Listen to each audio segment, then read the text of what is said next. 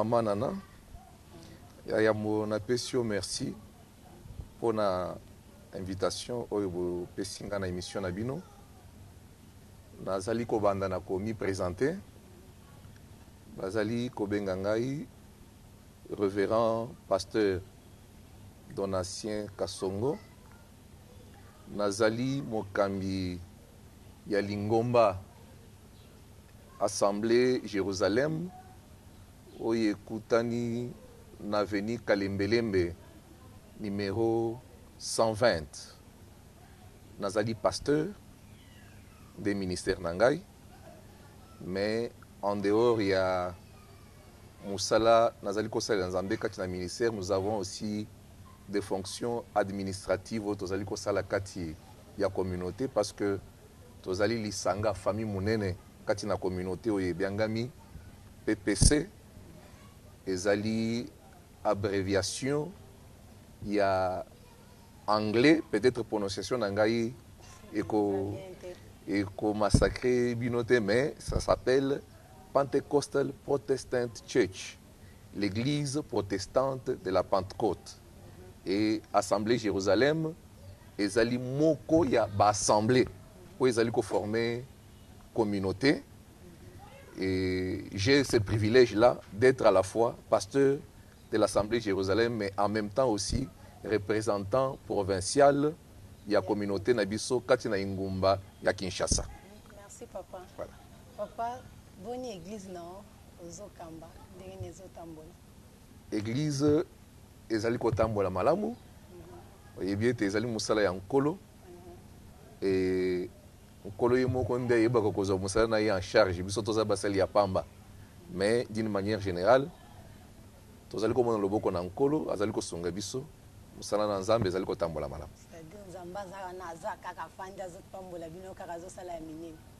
Et Dieu s'occupe de son église.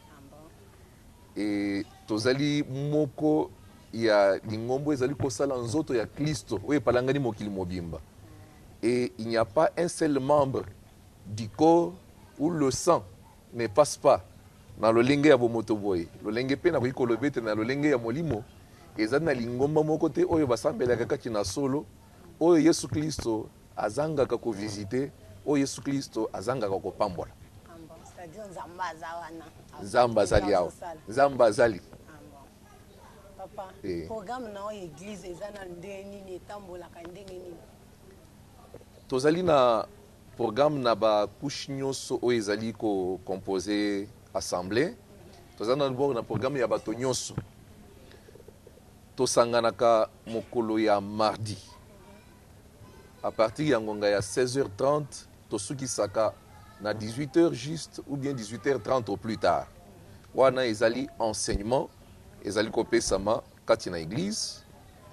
Tozali pe kosangana mokolo ya jeudi.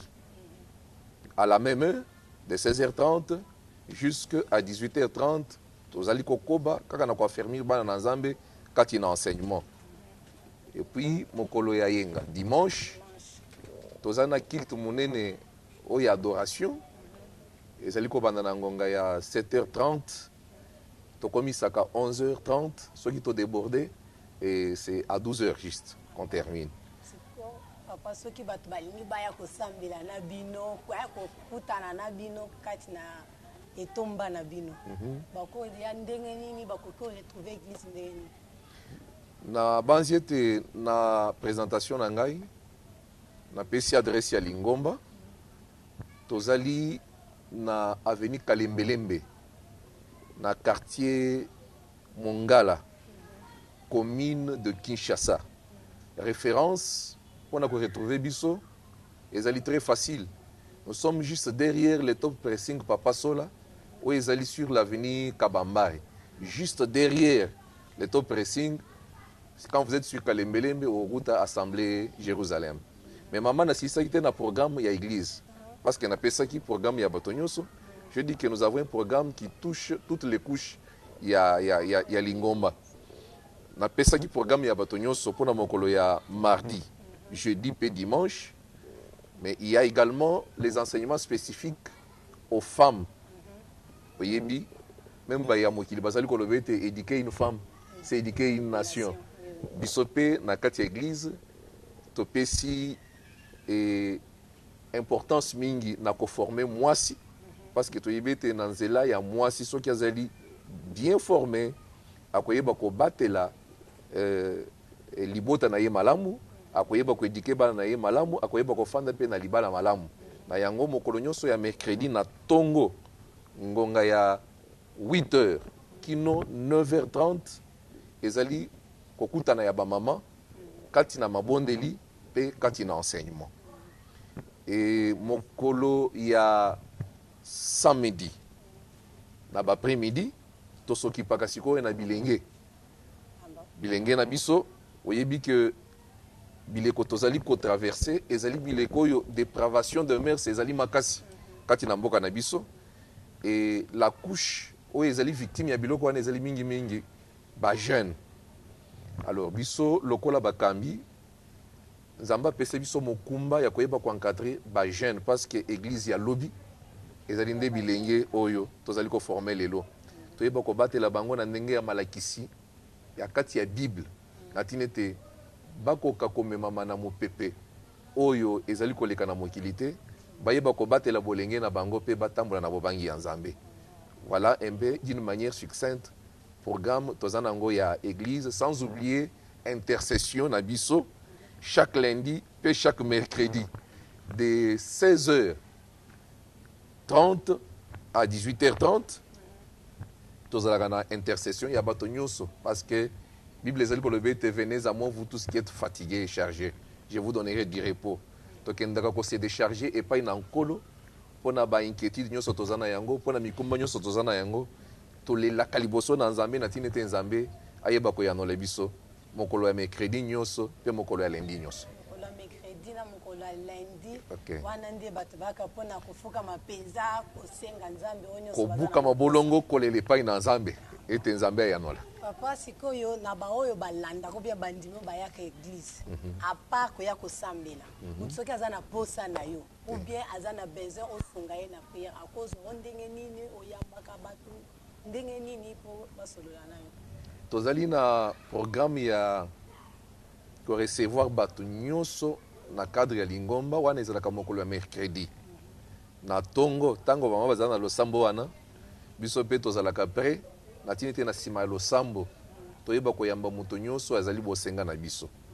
Mais en dehors ya wana nous avons aussi un numéro de contact parce que bato bazalaka makambo ezalaka mercredi te pour ezwa bato moto akosa na likambo avant mercredi tout comme après mercredi.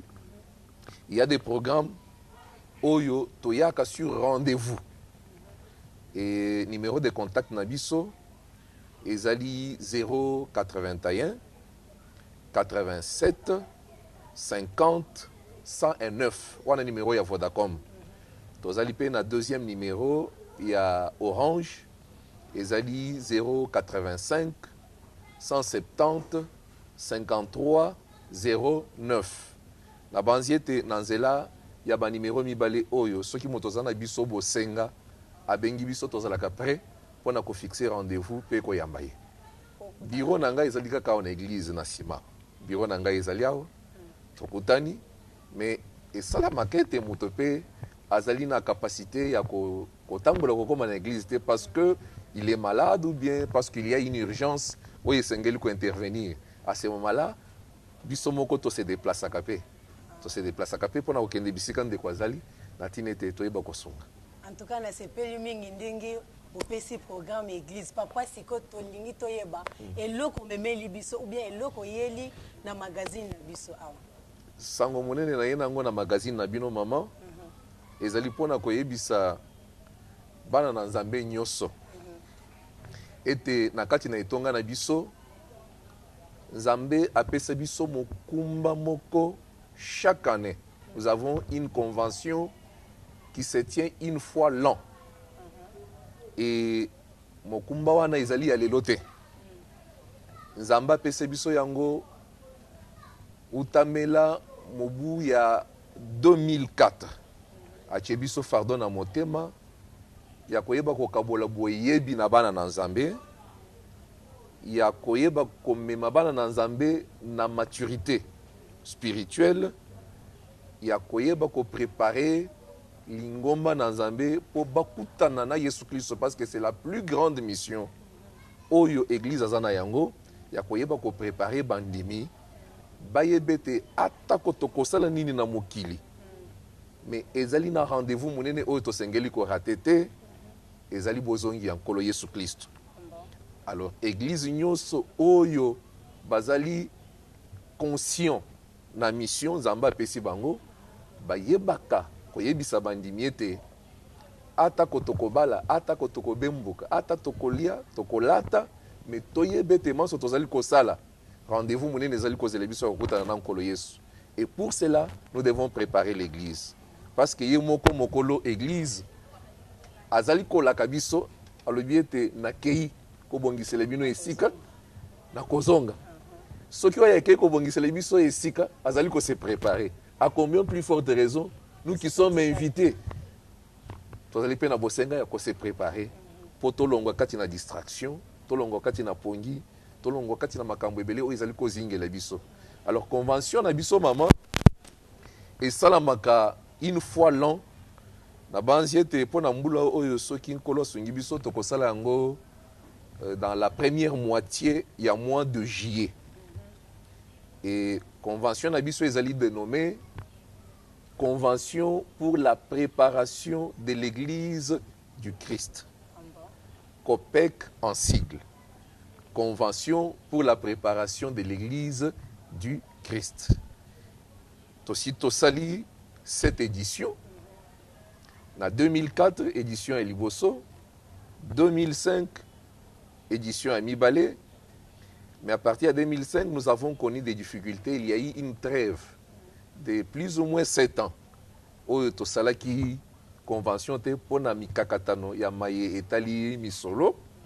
Kolo ye kosonga biso à partir de 2012, toye ko répondre. Et depuis 2012 jusqu'à présent, nous tenons cette convention une fois l'an. Donc nous serons maintenant au mois de juillet ici à notre 8e édition parce que nous en avons déjà eu 7. Papa, donc le lobby boza ko préparer église. Okay. Na koya na nkolo. Okay. Siko boko préparer église wana ndenge nini po nzamba ya kotabino déjà ko bongama. Merci maman. Na banzi na kozongisa na kati ya makomi. Soki tokei na mokanda ya Esther. Au communauté, il y avait les gens qu'on appelait les eunuques. Na lingana na banzi bazali ko benga bango ba mokobe.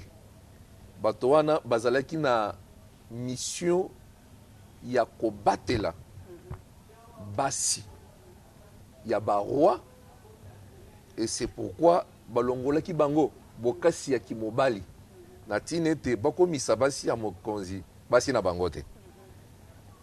Un serviteur de Dieu, c'est l'unique de Dieu que Dieu a établi sur son église pour natina kobongisa mwasi kaka lolenge egei azalaki kobongisa ba Esther na basi mosusu kopesa bango mafuta nini ya toilette oyo bakoki ko utiliser pona kosepelisa mokonzi, koyebisa bango eloko nini basengeli kosokola na yango po bazala na bonzenga, koyebisa bango eloko nini mokonzi alingaka na oyo mokonzi alingaka te, nde musala pe basali na nzambe bazana yango.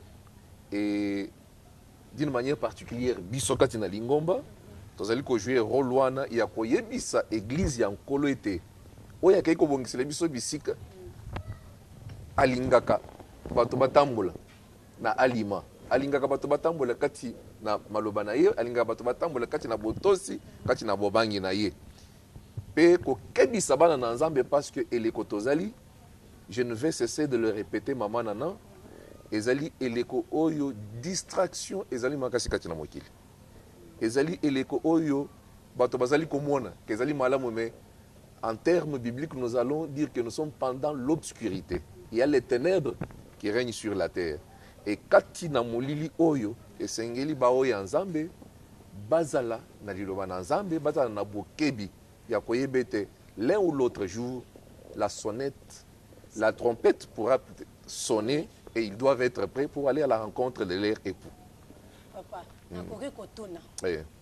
eloko oyo ozo préparé oyo to thème oyo ozo lamba awa thème wana yo moko moto ofandika bokanisi na bimisa thème oyo to eza thème moko nzamba lobeli yo ou bien ezaka eloko fondé na pesa bana nzambe Confonder, c'est trop dire. Ça serait du bricolage.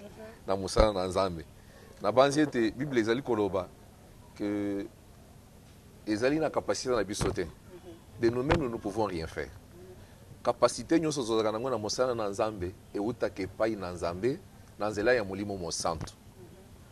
Et je peux peut-être vous scandaliser pour vous dire que kino na moya lelo na ibite temenini toko décortiquer na mois de juillet où ezali ko ya liboso. Parce que même les 7 autres éditions précédentes, Nzambe asungaka biso na nzela mabondeli, na nzela komanyola liloba na ye par ce que nous appelons l'inspiration. Osuki sami na likambo songolo pakala. Et tant qu'on kolo zali kopesa yo thème et celui qui donne la vision donne également la provision. Comme on était à kopesa pe makambo ebele o esengeli ko développer pour na tina ya libota na ye. C'est-à-dire oyo bozo bongisa oyo o bozo bi préparation à église eza nzambe mutu apesi ke no obongisa église. Tout à fait. Et ce n'est pas une mission exclusive au pasteur donnant seulement. Parce que na convention oyo ezalaka ngai moko te na bengisaka basali na nzambe oyo bazali kota na bitonga ebele sans discrimination dénominationnelle ou confessionnelle. Mosali na nzambe nyonso toyebi ke atambolaka na bobangi na nzambe.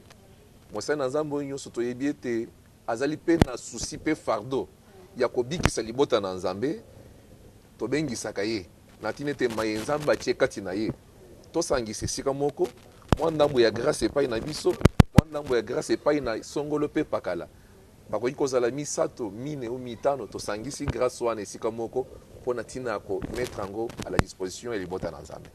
Papa bato bobengaka wana bobengaka bango na vision ya ke nzambe ayebisi bino obenga bango ou bien obengaka bango kaka po osolanda bango une fois na prédication na bango après kobenga bango bopesaka bango pe te ou bien bazelaka mpe nzambe apesa bango te. Merci maman. Na banzi ete dire que nzambe ayebisi biso ke kendo benga songolo ça serait mentir. Tozali na mokili Bible ezali koloba ke nzete nyonso bokoyebela yango na mbuma na yango. Il est vrai que le grand témoignage, c'est le Saint-Esprit qui les donne. Mais nous, en tant qu'humains, nous allons se limiter à l'observation. Nous pouvons certainement commettre des erreurs d'appréciation, mais avec une moindre marge. Parce que, dans un million de intervenir dans la convention de Bisso, nous compte il y a témoignage na bango. Lolenge bazali ko fanda. Un témoignage ya malamu oyo bazana yango parce que okoya te pona côté ya bato alors que yo moko témoignage na yo ezali déjà mabé et sur base de ces témoignages nous les sélectionnons. Alors pona mutuna kolobete et thème nzambe pende moto kopesa bango te oyo nzambe asi apesi biso wana tozali kobenga bango to partager tala kolo alingete mubu oyo toyeba kolobela libota na ye na likambo songolo likambo pakala.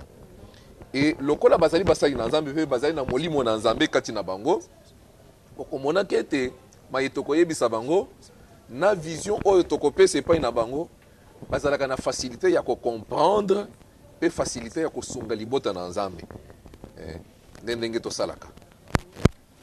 Papa obiki oeza 4e édition ya convention oyo ezali ekozala 8e édition tozosali 7 édition 7 édition oyo ezali 8e édition tozosala. Papa na 8e édition oso bengi mwa bapasteur ndambu oyo basi baya baparticipa na ni convention na bino tokoki koyeba ata moko to mibale la bao so bengisa pe opesa biso nanu mwa eloko moko epusa okena obenga bango. Ok. Na base de convention ya liboso là vous m'obligez à kotanga na kamwa thème ya ba convention yo soto sali pour enrichir biso na ibiso ete convention ya liboso to sala ki yango na année 2004 thème na yango ezala ki de l'Égypte à Canaan. En 2005, tu as la deuxième convention. Thème nango ezalaki, vos pensées ne sont plus mes pensées. Et troisième édition, et c'est la année 2012, parce que naibisa que tu connais ça qui trêve il y a 7 ans. En 2012, tu as la convention avec thème l'Église face aux hérésies actuelles. Et quatrième édition, tu as en 2013, thème nayango. Et si la trompette rend un son confus, qui se préparera au combat. Et cinquième édition, tu as en 2014, thème nayango ezalaki, les 4 piliers de la foi abrahamique. Sixième édition, tu as en l'année 2015, thème nayango ezalaki, connaissons et cherchons à connaître l'Éternel. Septième édition, de Otosali Mobu Oyoti Koleka, en 2016, thème Nayango ezalaki, Église, prépare-toi à la rencontre de ton époux. Si vous avez koyanola mutuna na yo ya basali na Nzambe, kombo ya basali na Nzambe. Na banzi te to changeaka presque chaque année. Mais to salaka convention liboso na pasteur René Matungulu, na pasteur Mathieu Chungu. Toye kosala lisusu convention na révérend Josué Banza.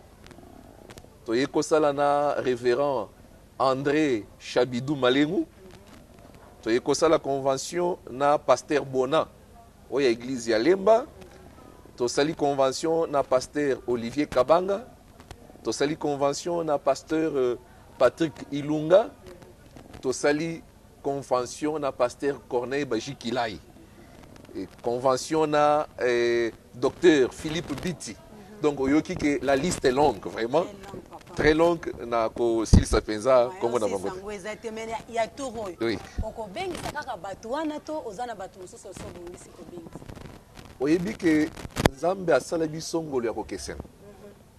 Par rapport ya thématique oyo nkolo ko pesa biso nde tokofanda totali toyebi na likambo ya boye. Na basai na Nzambe nani azalaka na ngolu ya kolobela likambo oyo malamu po libota na Nzambe elia bile ya malamu e nde tokofanda lokolo nkolo pe apesi biso na thème te tango tokozwa thème nde tokoyeba pe ko sélectionner basali en fonction ya thème tokozwa batu oyo ko bengisa to ba passer ko bengisa nanu bayebani te wana izakaka nanu bayebani te jour ko bimisa thème nde to yebi pe banani to sengeli ko voilà siko papa na bato oyo ko bengisa wana ekozala surprise to ezalaka eloko moko omemeli bango ofandi réunion tozosala boye opesi thème na yo boanalyse ensemble bien ezalaka thème yo moko bimisi basu thème opesi bango oyebi mama na mosala na nkolo nalobaka boye okoki kolatisa moto bibundeli ya Saul te omoni David ntango ayaki alingi abunda na Goliath olie Goliath nani Saul atika ye abunda na makasi na ye moko pe na ngolo na Nzambe Saul alobi te zwa bibundeli na ngai yo lata oyeba kobunda na yango na mosala na Nzambe objectif na biso ezalaka te soki Nzambe apesi yo thème yo nde moto ozwi inspiration kouta epai na Nzambe yo nde moto ozali na ndingisa ya kobenga baninga koyebisa bango oyo ozali kolinga ete bapesa libota ya Nzambe le sous-thème okoki mpe koprépare yango mais ntango bokofanda esika moko bozali kopartage bazali libre bakoki koyebisa te ndenge olobeli boye tomoni ezali malamu mais soki tosali boye ekoleka malamu il peut à tout moment apporter des rectificatifs lokola eza mosala na Nzambe vous n'allez pas vous imposer eza mpo na ntina bolamu ya libota na Nzambe et on évolue de cette manière là et ça se passe très bien. Okay. En tout cas, vous êtes la bienvenue à l'avance. Papa, oui, oui. Convention na bino lobi ekoleka na katikati ya 7e mois.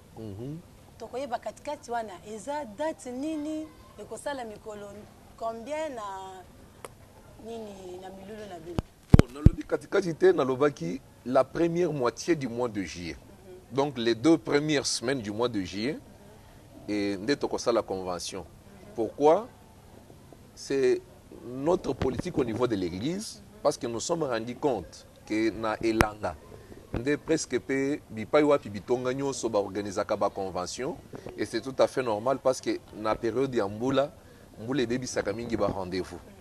Et lokola pe babengisaka biso na ba convention mosusu epai ya bandeko lokola ba orateur poto kende pe côté na bitonga na bango tozwa politique ya koorganiser oyo ya biso bien avant po tozala libre to se mettre pe à la disposition ya baninga oyo bazali pe na bosenga ya grâce oyo nzambe atie kati na biso et ezala bénéfique epai ya libota na nzambe bipai wapi bazali kokamba.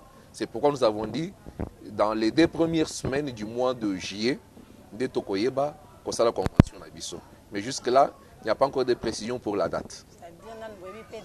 Date exactement exalité, mais en tout cas ça sera dans les 2 premières semaines il y a mois de juillet. Papa, est-ce que na kati ya préparation wana Oui. ezalaka kaka batei to ezalaka na mwa programme mosusu libanda ya batei esalamaka? Oyoki na ebandeli biso que tozwa fardeau ya koencadre mpenza libota na nzambe bato oyo babiangami na mosala na nzambe nde oyo tobengisaka mpo baya koteya bana na nzambe. Mais la convention pour la préparation de l'église, c'est vraiment une véritable pastorale. Tozalaka pe na ba programme mosusu en dehors de la grande convention ya bato nyonso. C'est ainsi que na sima ya convention ya bato nyonso, nous avons également, toujours dans le cadre de la COPEC, nous avons des enseignements spécifiques pour le marié. Oyebi que déstabilisation nyonso tozali kozwa na kati ya église ezali kouta nanu na ndako ya bato na mabala. Quand les foyers sont déstabilisés, quand le mariage est dans l'instabilité, ne crois pas que l'église sera épargnée. Alors tobandaka no kobongisa pe na musisa. Donc après la convention de tous, nous avons des enseignements spécifiques pour le marié, nous avons également des enseignements spécifiques pour le jeune, là où nous lançons des appels ou des invitations, même pour tous ceux qui ne prient pas avec nous, mais qui sont dans le mariage ou qui sont jeunes. Ils viennent, ils assistent et babimaka toujours avec quelque chose de plus.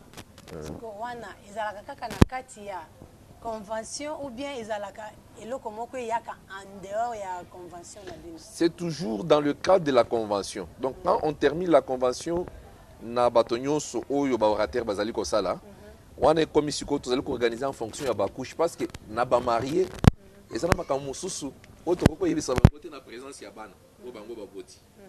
Tout comme il y a des problèmes ya bajeune oyo tokoki koyebisa bango te na présence ya baboti na bango. Soit qu'ils vont se gêner, soit qu'ils ne seront pas libres de poser certaines questions. C'est ainsi tolandelaka couche par couche natini te bato nyonso bayeba kozala libre pe ba bénéficier na enseignement oyo ilongo bani na catégorie na ba. Na programme wana ozalaka kaka yo moko to bato oyo bengisaka na convention ba intervenir pe na nini? Non, c'est pratiquement la même logique que nous poursuivons. Basai na nzambe mosusu bayaka ko intervenir, mais il y a 2 fois oyo ngai moko na intervenaka. Ça dépend, il y a baptême, soki na moni que témoina, je peux le faire moi seul na salaka ya moninga songolo pakala na associé. Papa, moi mutuna moko muke na eloko uta koloba na katikati yao. Donc ko lobi programme moko ya ba jeune que non ba jeune bazo bunga, ba jeune bazo landa makambu. Okoki ko expliquer biso na nous moi clairement na place wana. Ba jeune babungaka ndenge nini, ba jeune ba na lina yeba vraiment moi vérité moko place wana. Merci maman. Je vais commencer peut-être par les commencements, comme disent Bato ya Lopoto. Vous avez que na bokoli ya mutu azali na ba étape oyo azali ko traverser oyo esengeli azala encadré. Il y a en dehors ya période oyo tozabenga petite enfance. Okomona ezala elenge mwasi mobali tozana période oyo azali koleka ya puberté. Période ya puberté wana ezali période oyo ezali na ba changement moko morphologique kati ya nzoto ya mwana mwasi pe ya mwana mobali. Sa physionomie change et changement wana et apportaka parfois pas troubles comportementaux. Et ce qui moto azali na koyebite ya koyeba ke à tel âge correspond un tel comportement okoyeba lolenge ni ya kokamba bilenge te. Et sengeli, il est vrai que je ne fais pas de la psychologie, mais et sengeli biso mosala tozali kosala tozali kola bato bazana connaissance générale dans le domaine nyonso. C'est un peu de la psychologie. Alors sengeli koyeba que après la puberté ezali koyeba période d'adolescence. Adolescence, comportement ni ezalaka epai ya mwana mwasi, comportement ni ezalaka epai ya mwana mobali. Et na ba période mibale wana, période de puberté pe période d'adolescence. Ceux qui elenge mwasi to elenge mobali azali bien encadré. Okomoni te azali na 80% ya chance ya kokola malamu kati na bomo inaye sans poser beaucoup de problèmes à ses parents, sans poser beaucoup de problèmes à l'église et à la société d'une manière générale, parce que c'est un jeune qui a été encadré. Normalement, sous d'autres cieux, tous les bateaux qui bénéficier d'appui, même il y a l'État, parce que nous faisons. Parce que tous allons diminuer le banditisme, tous allons diminuer la délinquance juvénile, tous allons diminuer makambo ebele oyo ekoki sa société na biso. Mais nous le faisons seuls et avec l'aide du Saint-Esprit. Alors, na lingi ko yebiso ete ba jeune bazali ko bunga parce que na bokoli na bango. Vous allez voir qu'à un moment donné, jeune akanisaki ete azali au centre de l'univers. Et que makanisi oyo azali na yango moto moko ko contredire yete. Moto moko akoko lekisa yenzela te. Nzokande bato oyo bazali kopesa etoli, bato oyo bazali kolekisa yenzela, balekaki pe na bolenge. Et pas wapi azali sika. Bayebi makambo nini bakutanaki na yango, c'est pourquoi bazali ko prévenir ye que ayeba ko kwea na mbeba oyo bango bakutanaki na yango te na bokoli na bango. J'aime bien un adage ya ba kinois balobaka ke soki ngolo yebi sio ke ngando azobela.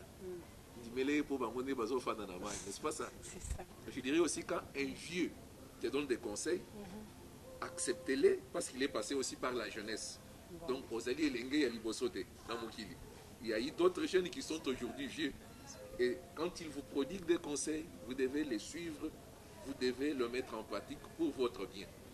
C'est ainsi que Ozali comme on a la rébellion, Katina Bilengue, désobéissance vis-à-vis de leurs parents, la prostitution, la perversion des mœurs, l'immoralité, Makamonyo Soana, ils allaient caractériser jeunesse Nabiso. Et ils allaient danger pour la société Nabiso Yalobi. Ah bon? Papa. Nako kamwana ndengo lobi ke non bosala kango juste binomoko. C'est-à-dire batumuso sungaka binote. Po nakende pe musika. Yo pende osala ko organiser kanini na yo wana. Est-ce que bengaka ba jeune mususu bi bengaka ba jeune na yo église?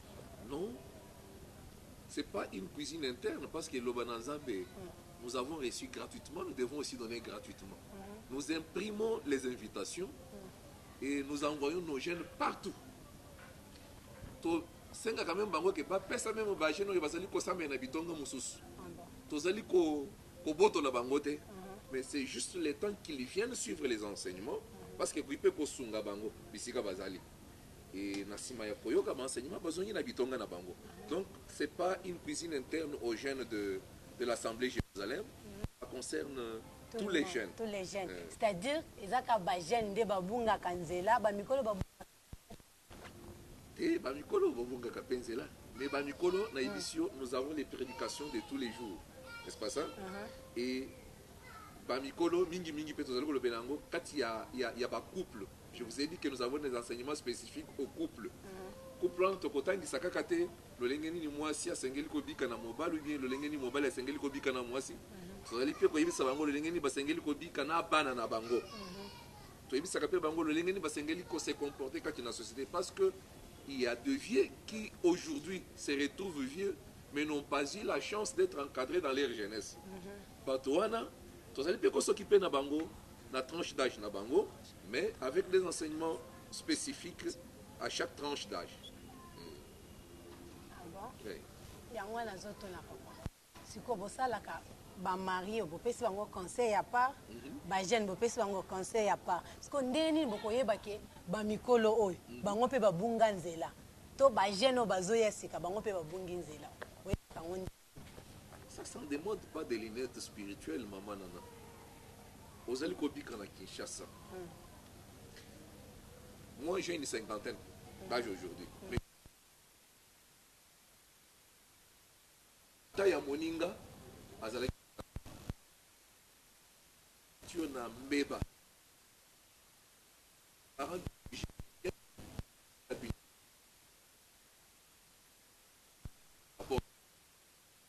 Et au comité Nandako, Baba qui s'est punition mon sous. Mais qu'est-ce qui se passe aujourd'hui? Na Paris à Kinshasa. Je prends seulement l'exemple de là. Est-ce que nous avons comme modèle la Bible ou bien nous avons comme modèle l'Occident? Les jeunes marchent presque nus. Il y en a qui marchent en maillot de bain. Il y a des jeunes qui vont à l'église comme s'ils allaient au pique-nique. Vous comprenez? Tout ça, nous nous occupons de cela dans nos enseignements. Mais concernant aussi la... Et vous aussi, pasteur, vous permettre que non, bandimi baya kabongo na kati église parce que boté les melaka ngote. Il faut faire la part des choses, maman Nana. Na etonga ndenge nazali kokamba. Soki muto yelo lengi wana et que ezali mbala na ye yambo. Na kotika bakopesa ye liputa parce que dans l'église nous sommes organisés. Il y a des mamans qui contrôlent l'habillement des jeunes. Oye lo lengi wana na kolan, on ne va pas te chasser parce que lo bananzambe ndeko iko bikisa yo. Soki to bengani yo, OK, oye ki lo bananzambe te lo lengi ni nyoko bika. To kotika yo. Mais to kopesa yo liputa na tinete elateli na yo e ba ko indisposer ba to mosusu te. Tango koltala bilenge mosusu yo kotika tina etonga lo lengi balati. Ya moi-même tote yo lo lengi ni yakolata. Deuxième, troisième semaine, yomoko, okobongo le lateli na yo, yambwete to simba, maté sur et lateli. Parce que tu as trouvé un modèle à l'église. Ça va, merci papa. Papa, na okaki place moko sur le bac moi et loko moko le bikeno na ba organisation na ya ba jeune. Osala kabino moko. Na ba effort na bino moko. O le bikeno l'État asunga kabinote. Est-ce que possible kenda pembeni ya l'État bolakisi problème ya bino même possible komela une fois que non tala besoin na biso eza boye l'État aide bino? Je pense que nous vivons tous en RDC. Nous connaissons les difficultés qui sont les nôtres. Mais nabanzi makambwana je parlais d'autres sûrs. Dans d'autres pays, ils ont déjà programme où l'État yemoko a inséré kati na babidje na ye ete basai na nzambe basungama na mwa eloko po bayeba bazali kosala mosala makasi oyo ya kotambwisa bato kati na sembo pe kati na bobangi ya mibeko ya l'État. Alors, je ne vois pas comment je peux aller en tant qu'individu ngai moko nakende koloba ete bosunga biso na lisungi songolo pakala po tozali kopesa mate epai ya bajeune. Non, ça doit être inscrit dans un cadre du programme général ya gouvernement. Tango bazali ko élaborer budget na bango et nazali kolobela ngo ka pona ngai te pour tous les serviteurs de Dieu oyo bazali na mokumba ya ko s'occuper na bajeune pour encadrement na bango. Et tozali ko bonela nzambe tozali ko likete makamwane ko yaka pe kati na mboka na biso. Et nos autorités prendront conscience ya musala basali na nzambe bazali kosala bakopesa biso limemia bakopesa pe biso makoki na tine te toyeba kosala musala wana lolenge elongo bani. En tout cas na sepeli mingi papa koyamba o lisusu na émission nayebi ke ozala mbala suka te oya lisusu na micro na biso papa tokomi na suka okotala caméra oloba nanu mwa makambo mosusu liboso ya bato bazolanda yo. Yayambo napesi nkolo merci parce que c'est lui qui est le maître des temps et des circonstances. C'est lui qui a rendu possible la réalisation de cette émission. Et topesi nkolo merci pour na libaku malamu tobeti pour na koleka na émission na bino na tinete balanda pe biso bipai nyonso émission ezali koleka. nazali koyebisa bana na nzambe nyonso ete tosalelaki mokili biso banso na lolenge oyo ekeseni ekomi eleko ya kosalela nzambe. Je pense que quand vous investissez dans l'œuvre de Dieu, vous n'avez rien perdu parce que vous allez récolter ça au temps convenable. Tokutanaka mingi mingi na mikatano kati na musala na biso parce qu'il y a des invitations que nous devons imprimer. Il y a des instruments. Il y a beaucoup de choses où ils allaient en rapport na organisation matérielle, il y a convention où ils allaient kosenga mi solo na tinete toye ba kosala ngo régulièrement na eleko oyo tokani kosala yango. Ce qui même jusqu'à présent na yebisio que date et pessamité, c'est par rapport à cette difficulté là. Ce qui ba onyo so bazali kolanda biso nzamba koki kosimba mitema na bango na tinete bayeba koya kosunga e kopek e kozala likambo moko ya malamu kolo kopambola bango, c'est pas de l'argent jeté et le Seigneur les bénira. Nous n'avons pas besoin seulement de l'argent, nous avons également besoin du soutien dans la prière. Nous avons également besoin du soutien avec les conseils. Nous avons besoin de tout cela. Et Montonio So Yazali Naba remarque pe ya kosala biso. Et ces remarques sont la bienvenue. Tokondi Mayango. Merci. Merci papa. Na yeba mutuna ya question ya suka na zolinga na tuna yo papa. OK. Na ba o bazo landa, o ba uti ko landa yo. Ozo la kabango ke ni réponse ya date to jour boko sala milulu na bino ko pesa bango dans combien de temps? Nous allons passer toujours dans votre émission avant que nous commencions la convention. La banziette, ils seront fixés incessamment dans un bref délai. Tokoleka na émission pour nous passer bango date et babangate. La date sera donnée. La date sera donnée. Papa ko pesa biso aya ko rappeler biso ba o ba landio libanda. Oui. Adresse église na contact o ba ko zwela. Adresse église na lobi que tokutani na avenue Kalembelembe, quartier Mongala, commune de Kinshasa. Nous sommes non loin de la maison communale. Ce qui est au côté Kalembelembe à partir de avenue Kassavoub. Au Pessimu Kongo na maison communale au Sénéti Mutozo Kende Wileri. Je crois que c'est la 5e parcelle au Koutibiso. Ce qui est allé sur Kabambare. Dans le but référence, mon est allé top pressing Papa Sola. Juste derrière le top pressing Papa Sola, Assemblée Nabiso et Zaliwana. Na PCP numéro ya contact. Numéro ya Vodacom dans le but c'est les 081 87 50 109. Numéro ya Orange et Zali 085 170 170 comme nous ont enseigné le Belge 53 09. Au Bengibiso. Numéro wana ozwi biso. Merci papa. C'est moi qui vous remercie maman Nana.